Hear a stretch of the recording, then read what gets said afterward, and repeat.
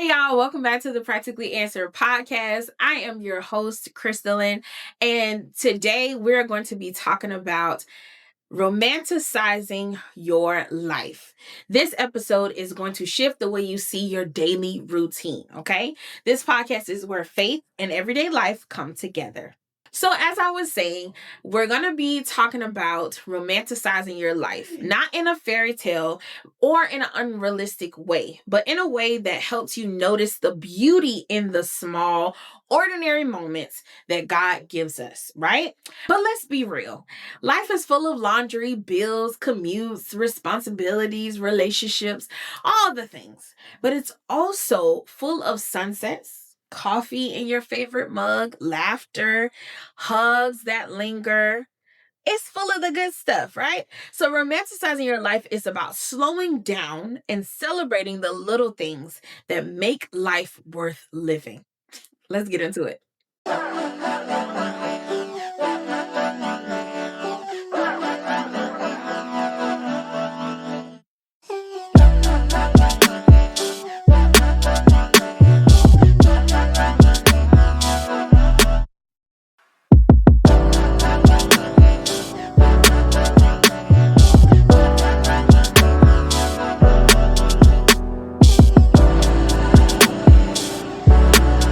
So, as I said, we are talking about romanticizing your life, okay? So, there's a time where I used to rush through my mornings, okay? I'm gonna be real with y'all. Let's get deep, let's get real, okay? There was a time where I used to rush through the mornings. I used to let the alarm go off, stroll through my phone, throw something on, and just rush out the door, right? But it always left me like frazzled. You know what I mean? Very disconnected and honestly a little ungrateful. I'm gonna be honest. I'm gonna be honest. I would get up and just rush through that little whole routine or just rush through my morning. And then now I'm like, oh my gosh, I'm annoyed, I'm frustrated. I want to go back home, get in my bed, and start the whole day over. But one day I decided to switch it up. Okay. I woke up a little earlier. Okay. Because this is going to take a little effort. I woke up a little earlier. I got my devotional, got my Bible or my journal, and I sat outside. I lit a candle. What did I do? I made me some coffee or my favorite tea, and I just sat on my balcony and just kind of chilled out. Just a few moments of slowing down. I'm gonna tell y'all, I even made myself a little playlist, like a little morning playlist, and I got myself together. I got myself together. Once I did all that, I got dressed, and instead of strolling, I prayed. I journaled. Like I told you, I went and I made this a full thing, okay? Nothing like dramatic, okay? Nothing dramatic, but I did something different. Now, this did not just create a huge change. You know what I'm saying? Nothing changed about my circumstance, but everything changed about how I felt. Remember, I said when I would rush through my mornings and I would just kind of just go through the motions of the morning, I would feel very frustrated, very overstimulated, very overwhelmed, and very annoyed. Okay, I'm gonna be just so honest with you. But slowing down and taking a pause, right? And just embracing and just kind of taking in the moment, it changed how I felt, right? That's when I realized when you pay attention to the little things, okay? When you pay attention to the little things, ordinary life feel just a little extraordinary, right? So I'm gonna be honest with y'all. Like I said, just kind of going into just being vulnerable. It took some time, right? It really took some time for me to cultivate that, right? Now, again, I understand, especially for my people that work from home. Okay, if you work from home, you are blessed. Okay, but there are pros and cons to this slowing down process of really trying to cultivate something different. The process in which the change has to come about is making the effort, right? Getting up a little bit earlier. You know what I'm saying? Going to bed on time. You know what I'm saying? Put that phone down. Stop just rushing through, doing mindless stuff. You know what I'm saying? slow down, create an ambiance. Okay. So let's talk about some scriptures. One of my favorite scripture for this is Ecclesiastes 3:13. It says that each of them may eat and drink and find satisfaction in their toil. This is the gift of God. Okay. With that being said, okay, just let's break that down. Let's juice that a little bit. Okay. God cares about the everyday. Okay. He cares about the everyday. You should care about the everyday. Okay. It's not just, God isn't just not meeting us in every like big milestone. He's in that morning cup of tea. He's in that journal. He's in that walk outside. He's in that laughter with your spouse or with your friends, or you know what I'm saying? Just laughter in that book. Like, he's there. Romanticizing your life is really about recognizing God's presence in the daily rhythms we often overlook. You know what I'm saying? Like, we have to be very, very conscious of just like I said, just going through the hustle and bustle of life. And depending on where you live, and I'm gonna be honest with y'all, I live in Florida, right? And Florida is a tourist state, and we are, we're just going. And you get up, you go to work, you go home. You get up, you go to work, you go home. And a lot of times you feel like you are in this race. You know what I'm saying? Like, you're on this imaginary clock. And it's like, you need to slow down. You need to sit down and rest. You know what I'm saying? Let's figure this. I'm talking to myself because I still do that sometimes. I had to, cultivate a routine of making sure that I romanticize my life. And I'm not, like I said, I'm not saying I want you guys to make this into like this fairy tale and I'm walking on sunshine or whatever the song is. Listen, don't quote me, okay? But like, I'm not saying you got to get to that point. But what I am saying is slow down. Take in those moments. You get what I'm saying? I know a lot of times, and I'm okay, let's be honest here. There was a time in my life where things began to become very mundane. I am a person who, to be honest and totally transparent, I like change. You know what I'm saying? Not major change, but I like, projects. I like spontaneity. Like, I like things to just, you get what I'm saying? I like those things. So for me to just have this life of just getting up, going to work, going home, or getting up, go to church, go home, like it begins to become mundane and repetitive, and it was very much annoying. Okay. So I had to really think about this. Like, okay, how can I get my joy back when it comes down to this? How can I bring my positive vibes back? You get what I'm saying? How can I be excited about this new day that I've been gifted? You know what I'm saying? So that leads me into this. Your practical answers. Okay. Here are a few simple ways you can start romanticizing your life today. Number 1, create you a routine. Okay. This routine, instead of just making the coffee, make it an enjoyable experience. Sit back. You know what I'm saying? Or stand there, whatever. And me, I go to my Keurig, I pop in my little K-cup, get my favorite mug, push it in the thing, and then now I'm sitting there and I'm chilling, right? I'm going to wait till the coffee goes into the cup. I'm going to pour my creamer. There's process even in that. You see what I'm saying? So get you your favorite mug, get your little pretty mug, sit by the window. I have a balcony, so I sit on my balcony. Once I sit on my balcony, sometimes, even though I made a playlist, sometimes I don't even play that.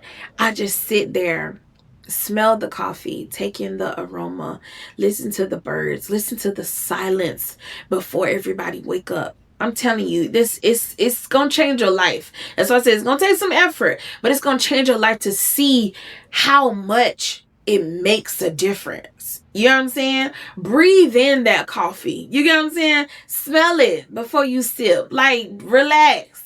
Just give your coffee time enough to cool down so you don't burn your tongue. You know what I'm saying? You got to, I'm giving you practical ways because this is a thing. We are so used to you know what I'm saying? It's just speed all the time. We need to breathe. Okay? Breathe. Number 2, engage your senses. I talked about sitting outside and just listening to the birds, listening to the leaves on the tree just blow. Listen to the wind. You know what I'm saying?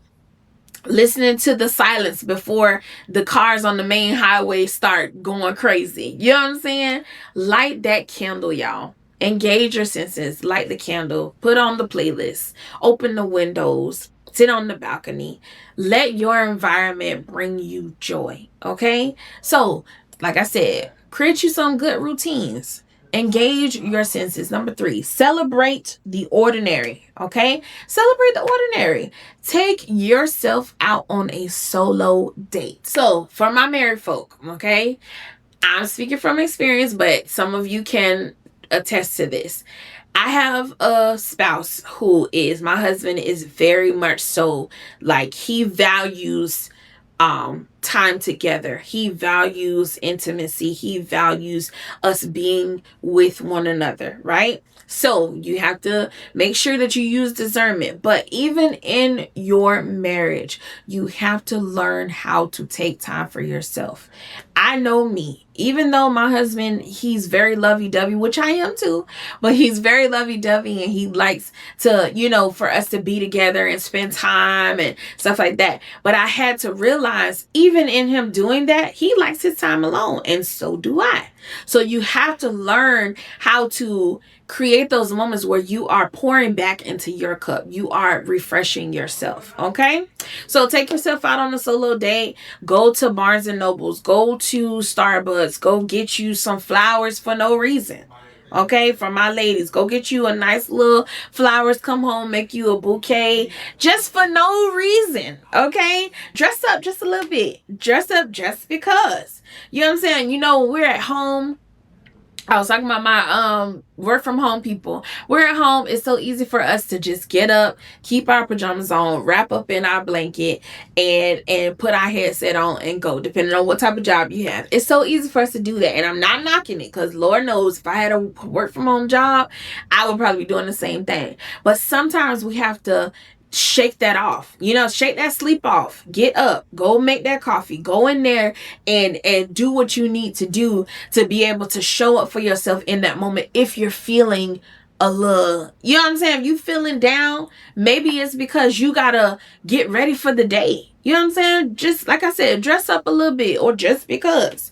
Okay. Number 4, be present. I talked about this earlier. Put that phone down. Okay, put the phone down sometimes.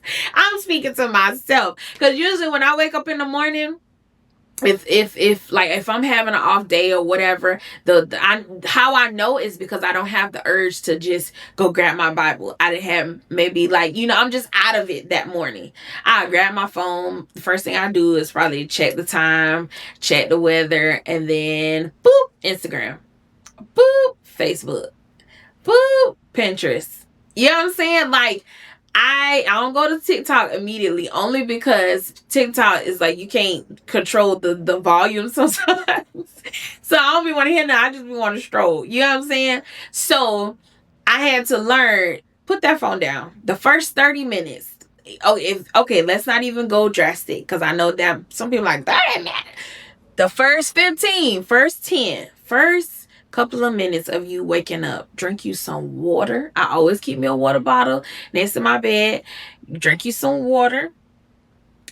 Stretch a little bit. Roll, exercise your neck. Stretch, put your arms up. Stretch. You know what I'm saying? Wake up for the day. Wake up. Go use the bathroom. You know what I'm saying? Brush your teeth. Wash your face. Get your devotional. Make you a cup of tea. Make you whatever. Make you some lemon water. Make you whatever it is that you want. But slow down. Don't touch the phone yet. You know what I'm saying? You want to influence your day. Set the tone for your day. Okay? So be present, guys. Be present. Not just putting the phone down. Now I'm dipping into a little bit, to some other stuff. Taste the food. As an influencer, I definitely can tell you guys, there is this running thing where we say the camera eats first. No. Okay, sometimes yes, sometimes yes. But no, taste your food. You bought it, not the camera. You bought the camera.